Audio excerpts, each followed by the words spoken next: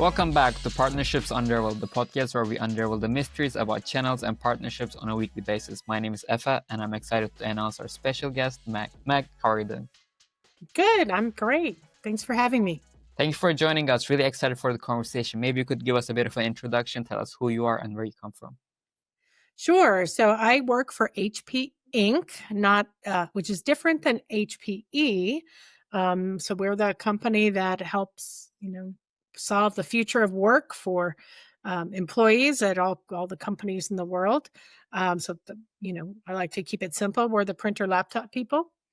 Okay. And my role at HP is that my job is to really help the company grow through our partnerships.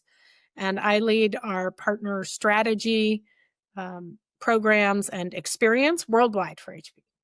Amazing. I love how you describe HP as if people don't know about it. We've had several guests. We had, Mary Beth, we had David Rosio, Jennifer Judy at HP. So quite familiar also with HP and excited for the conversation today. Meg, you Good. started. Well, lots of people confuse us with HPE. So, Yeah, I know. Yeah, it's completely different. yeah, Yeah. absolutely. You started back in the 90s, Meg, taking partner calls and shipping physical software. Today, you're Yep. at a much different place. You're at HP, a giant, a global tech giant, and you're leading strategic channel initiatives. I'm curious to hear how those early experiences shaped how you lead today in your position. Well, that's a great question. So, my early experiences answering the dealer sales line was my first job at a software company where we did ship boxes with manuals of, software. To now where, guess what? We still ship boxes with laptops, no manuals anymore that I'm aware of. Mhm. And so I think that, what I learned there, I mean, I've certainly gotten stronger and more strategic, but the things that I learned there about serving the customer and that things start, with the customer, I think that they carry through. Certainly, the world has changed. And my roles have evolved back, zigzagged a little bit really over time. Um, but in the end, right, any software or hardware you create has a user in mind. Yeah, 100%. At the end of the day, we're all here, the whole ecosystem. The purpose is to serve the customer. And the best approach is to start with the value and go backwards from it, right? What are we adding? Where are we adding value and going backwards? And I can also imagine the channel has changed significantly over 3 decades, more than 3 decades. It really has. So, back then we did work with distributors. So Ingram and Maricel were two of my distributors. Ingram is still one of my distributors today, along with many, many others. Um, but the primary route to market really was a resale route to market. So you were engaging with partners who would sell your product, right? And they would ship it. You would ship to them and they would ship to the customer. Um, Now we have evolved into, much more intertwined and enmeshed partner ecosystems Okay. where, there's never just one partner in on a deal. Often there's multiple partners on a deal that sometimes we don't even know who they are, right? I mean, if we're selling a workstation, right, to solve a data science solution, there could be, we might have a reseller who's selling that product. There could be a consultant who's in there helping design LLM models, doing things like that. There could be a global system integrator involved as well, helping serve that same customer. And they're all influencing the choices that that end customer makes around their technology. So Mhm. we have to be like a little bit more detectives than we used to have to be. And it sounds complicated, and it probably is complicated. So I can imagine that you have a very complex but fun job, Meg. You mentioned when we were preparing for this podcast, you mentioned that your typical move was you always, look at your manager's jobs and you thought to yourself, I could do that. And that's Yep. first of all, it's also something that I have it in me as well, and I love that. What advice would you give to someone who is, in the channel who doesn't feel ready, but they're actually closer than they think? So for a really long time, I was like, hey, I do operations or I do customer service or whatever job I was in, I was like, I do that, but I don't do strategy. But I Mm. don't do strategy.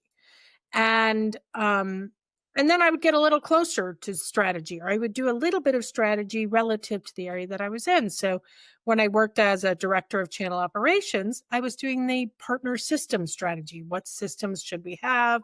How should we support those systems? Right. So there was a strategic element. And when they expanded my role in that job then to adding the programs, I was like, oh, this is super scary. But my manager at the time, who's a great woman named Cindy Herndon, said to me, hey, you're already doing strategy. You can do this next step of strategy.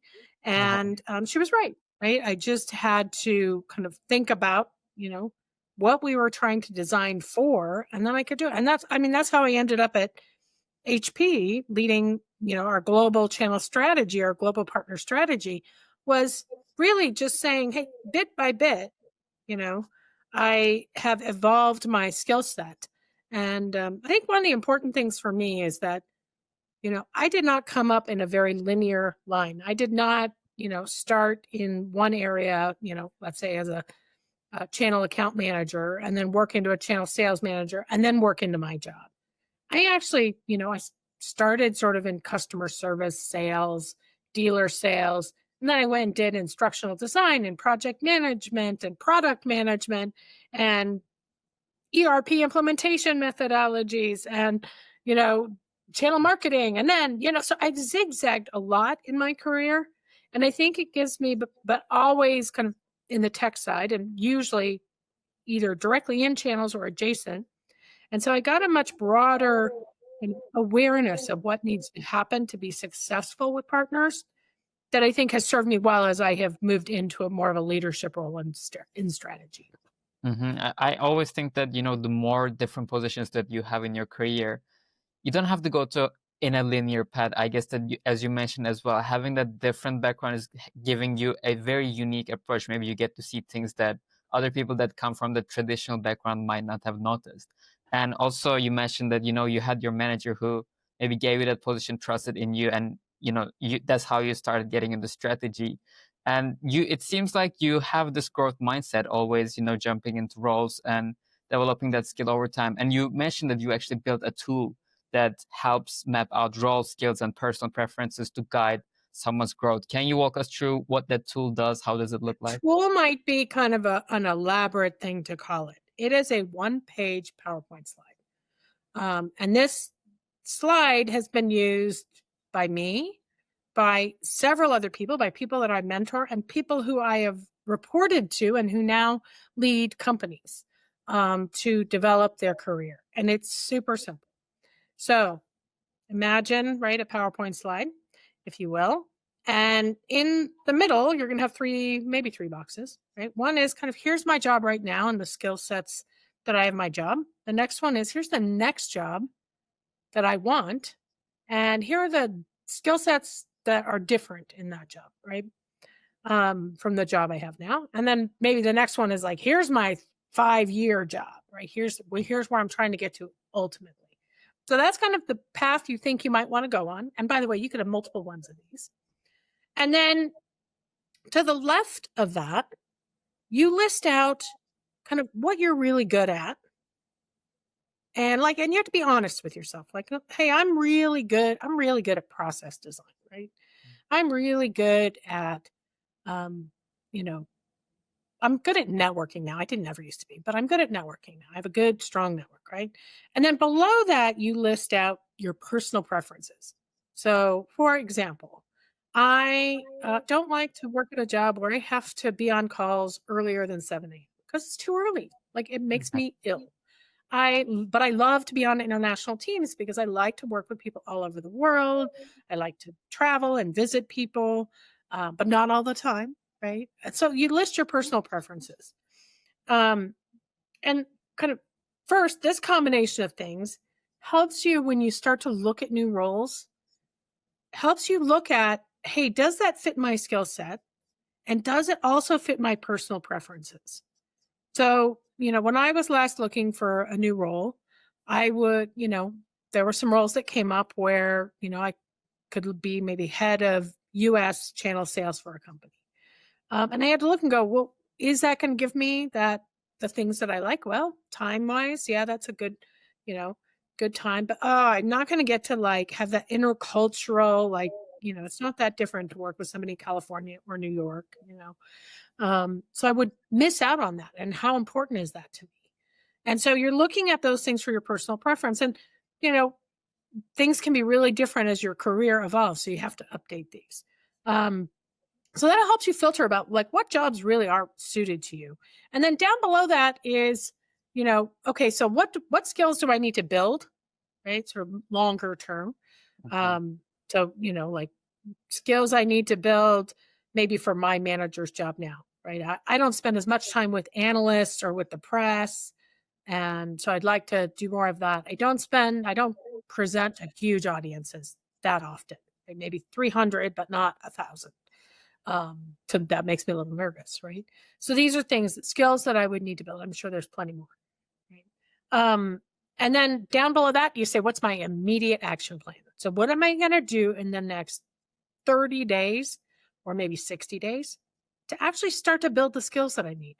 Mhm. So, and it's not, everybody thinks that like it's a development plan. I'm going to go take training, which is great, right? Some of it might be, I'm going to go take a training. I'm going to go take a public speaking training. I'm going to go join Toastmasters. But it can also be things like, I'm going to ask my manager to include me on the analyst calls Mhm. because I want to learn what she does so I can learn to do that. I'm going to um, ask to be invited to a distribution meeting in Germany, or in Europe or something like that, like very tactical things. And so that tool is then something you can also take to your manager or sponsors or other people who might be in a position to hire you to seek their input. So you can say, hey, here's where I am now. Here's where I want to go.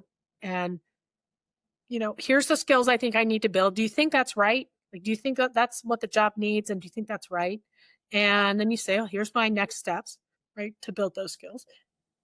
And you can actually validate that. You have to be really open to the input, though, for somebody to say you missed something.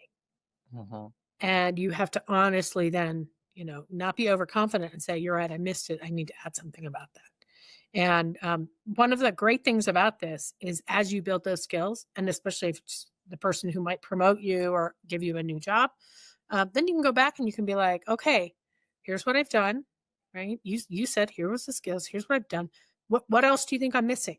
Like, and then you almost have a contract to get that promotion or that job as soon as it becomes available Mhm. through that technique.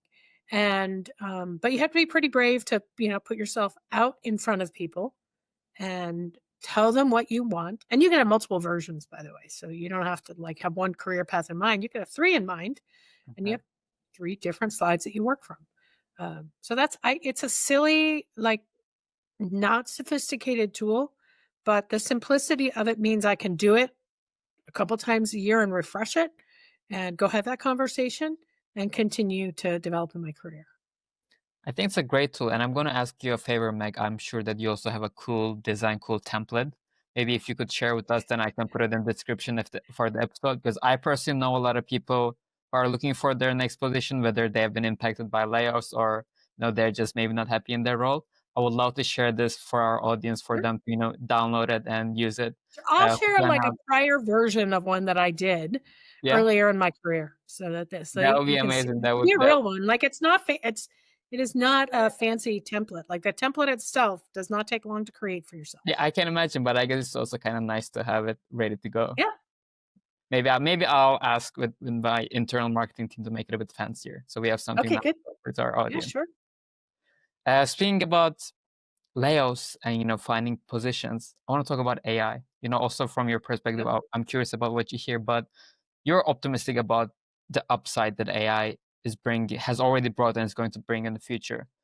But Yep. I think, like a lot of people, you also raise the concern about it eliminating junior roles. Now, I know personally a lot of people who are recent graduates are really struggling to find jobs right now. I feel like entry jobs has been eliminated quite fast, and it's been Yeah. really hard to find a job if you don't have prior experience. I think this is a problem that we need to address as the ecosystem, because it's going to be a problem for all of us in the future. But how do you think the next generation of channel professionals and channel leaders will actually get started? It's a really good question. So, I have a 23-year-old son, and who decided to go to grad school, right? Because the market for he and his classmates has really not been good. So I know the exact boat that they are in, and they're not channel people. So, Mhm. but because I don't think there's a degree in channel Correct. sales, right, or partner sales. I guess channels is even sort of an old school term, yet I still use it.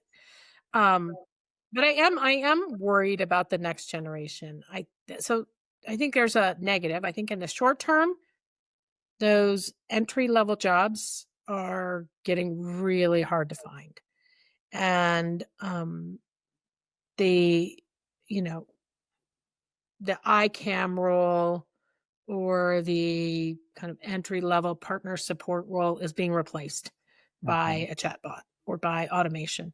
And that's a problem for those people that are coming in. And how are we going to develop the next generation people that have the knowledge, right, that we put in? On the positive side, there's nobody better at learning new technology and adopting it than the next generation. So as we think about, I at HPI think about how are we going to develop the Gen Z experience, right? I heard, I don't have the research study, but I heard by 2030, 60% of IT decision makers are going to be millennial or Gen Z. So every single one of these companies needs to be able to deliver an experience that those generations want. And these are cloud native. They're going to be AI native people. And we're not going to be able to create those without AI native people to create them. And so I think for that next generation, leaning in to learn how to be the creators of those tools, and then they can, lean back on us for maybe the business expertise to populate the LLMs and all of the things that they create. They will absorb the knowledge as they go, or it will be at their fingertips. Just as, the reality is, I don't have to do math anymore because I got a calculator, right? I don't, or Excel, right? And now, I've got a chatbot that doesn't do math yet, but it will. They certainly don't yet. Okay. I'm optimistic that things will evolve and there will be something, but I think we are in for a really bad short-term situation for young person unemployment in the professional Yeah, sectors. Really I feel like do. we're already seeing it in the data as I'm not an well. If I'm economist, though. So. yeah, I mean, I did study economics, but definitely not an Okay, then you economist. probably know better than I We're do. I heard this data also. I think in the US for the first time, unemployment rate is higher for university graduates than non-university graduates. Have you heard of this? I think it's I crazy haven't times. heard that, but it does not surprise me. It Yeah, doesn't it's surprise me. maybe from your Yeah, I'm worried about it, right? yeah. I am the mother of children. I mean, children that age, right? And thankfully, my daughter went into nursing. I think it'll take a long time before that gets replaced by AI.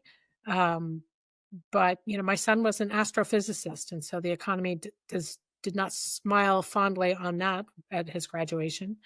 And now he's going into more of a data science focused um, grad program that hopefully will get him trained to become the AI Mhm. guru.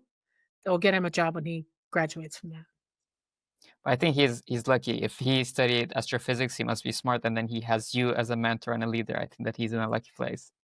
He's smart, far smarter than I am, far smarter. Both of my kids are. Speaking of like mentorship, also, you worked on some serious channel infrastructure in your current role and your previous roles, but you also I remember you saying that your legacy is actually the careers that you helped shape. Yep. Um, how did you come to see developing people, helping people, mentoring them as the most important, maybe also the most fulfilling part of your job? So, I love, I mean, I'm a highly productive person and I like to get things done. So, I'm successful professionally because of that. Um, but I realized I actually was up for a promotion in a prior job that I didn't get. And it wasn't just then because I'd already been mentoring people, but I thought, well, if climbing this ladder isn't going to work for me at this time, right? And at the time it wasn't. What else can I be doing to give myself that satisfaction that I'm doing the right things in the world, that my children will be proud of me, that my maybe someday grandchildren will be proud of me. And I actually at my last role, I started the women's ERG, so our women's resource group, and I started mentoring several women. I continue to do that at HP, and I've realized that if I can help 5 people get more successful in their career, it's good for all of us. It makes me feel Exactly. good, which I like, right? Kind of a personal satisfaction thing. But it also makes every company I work for and every company they work for more successful. And it makes them have better lives. Like it helps them to have better lives. And boy, like who couldn't want to have that at the end, right? I'm not going to regret not going to another Zoom meeting or Teams meeting. I tell people this all the time. Like, oh, I'm going to be on my deathbed saying, oh, I didn't get to that email. I had 500 unread emails, which probably I do. But I would regret not helping somebody who asked Mhm. for help. And so that's something I try to do. Yeah, I mean, I fully agree. What you said about you're not going to regret, missing a Zoom call, maybe missing a presentation. But I feel like when you look back, the things that you're going to remember are going to be mostly about the people. I feel like the people that I you agree. help are people that who have helped you. And I say this all the time, I'm going to say it again, but like we spend so much time also with the people that we work together with, right? Such a, the time we spend in our jobs is such a big part of our lives. So I think it's Yeah. just makes it so much fulfilling and joyful to build something meaningful, like have a good friendship, first of all, have a good mentorship. And it goes both ways as well, right? You as a mentor, the people that you are mentoring, you get something out of that as well. It's just not only, fulfillment, maybe you help them, but it's also maybe they show you something different. They give you a different perspective because they Oh, come from a different background. completely. And, I mean, I've hired people who then later hired me. And so doing right by people, regardless of what role you're in and treating people well, Hmm. number one, like it just means you're a better human, you're a decent person. But number two, it could serve you well in the future. That, Yes.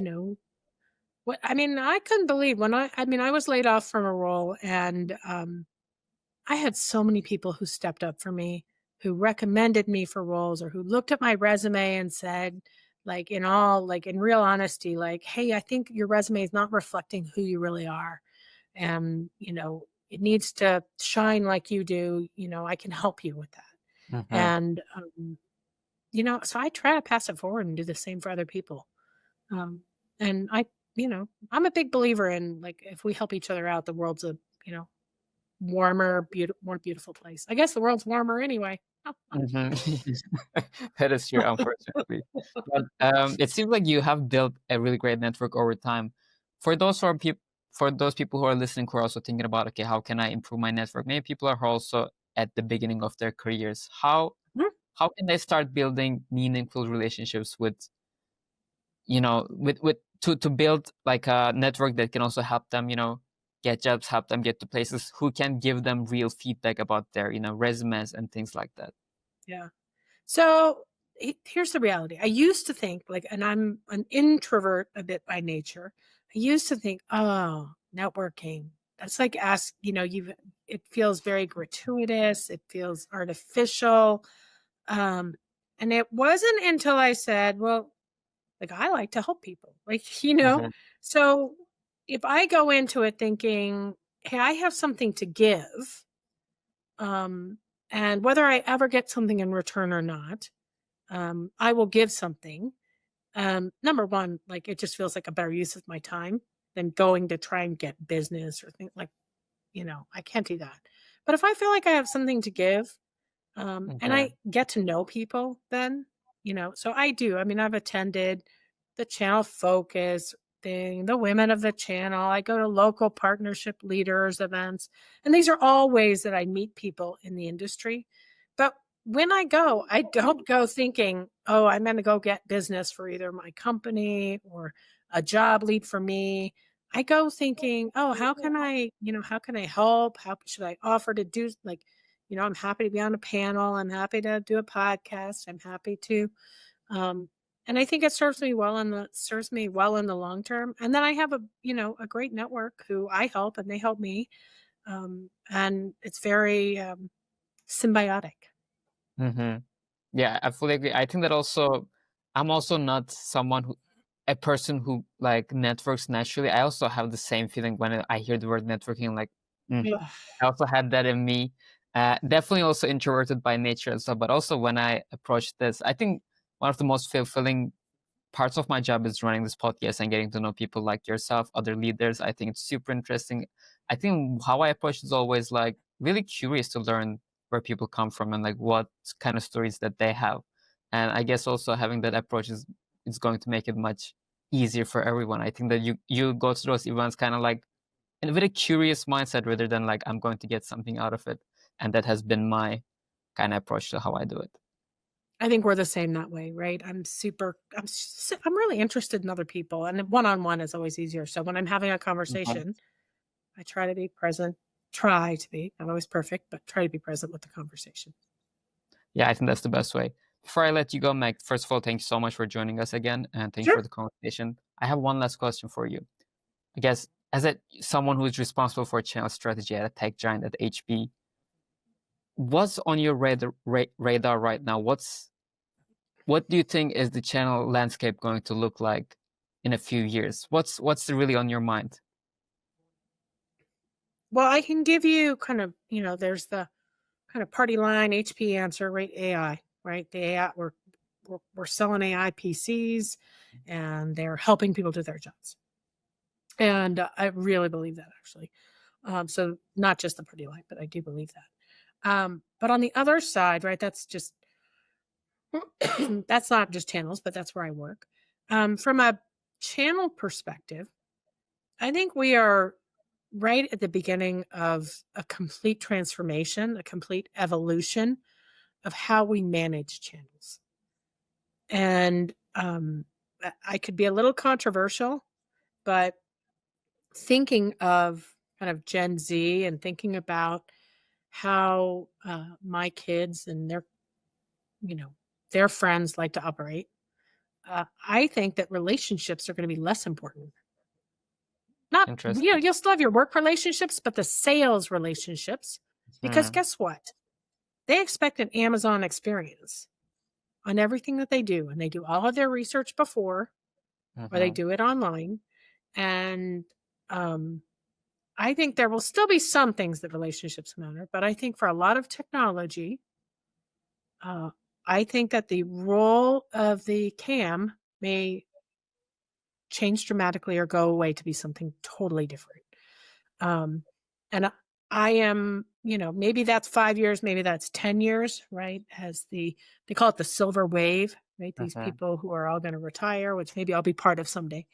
Um, as we are replaced by the people who prefer not to make phone calls, not to, they don't ever answer the phone, right? Unless they're your kids and they have to, right? They don't answer the phone if somebody calls they don't know. They don't like to email. They don't even read their emails, right? How are we going to get in front of them? That's going to be totally different. And I'm excited. Like, I'm excited because I think that we'll we'll need them to help us do that. Hmm. So, I think when you first said that relationships are going to be less important in the future, I was like, first of all, that's an interesting take. But now that you explained, I feel like I actually agree with you because the data says the same thing as well, right? Now the new generation of buyer conducts most of their research online, and I think like about 8% of the way if they can, they will never speak to a salesperson, but then oh, they'll speak to a salesperson maybe like 8% of the journey after they do all the research. So I think that you're onto something for sure. I don't. And by the way, I should rephrase, right? I should rephrase. It's not the relationships won't be important. Sales relationships may not be important. Yeah. Or as Hmm. important. Your the expertise will still be important. The people you know that recommend things will still be important. So Hmm. just the way that you get that influence may not be through your sales relationship. A sales rep or a CAM Hmm. or may not have the same influence that they have today. But I guess we can both agree that one thing is going to be certain, the role of trust is going to still remain critical. Trust in Absolutely. brands, trust in people. Trust, yeah, trust in brands, process, integrity, security is still going to be absolute, but even more so, probably even more so, I because agree. it's going to I be agree. harder and harder with AI to know who the bad actors are. Yeah, right. I agree with you. Well, Meg, Yep. thanks so much for joining us. Thanks for this great conversation. For anyone who wants to reach out to Meg, I'll make sure to put your LinkedIn in the description. And Good. see you in the next episode. All right. Thanks. Take care.